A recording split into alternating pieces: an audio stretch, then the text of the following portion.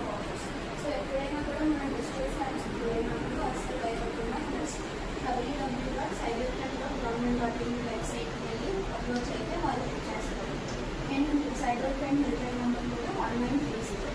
అది బాగా గుర్తుపెట్టుకోవాలి. ఎప్పుడైనా హెల్ప్ కావాలన్నా డిజిటల్ సైన్స్ వెళ్ళినప్పుడు నేను కాల్ చేయొచ్చు.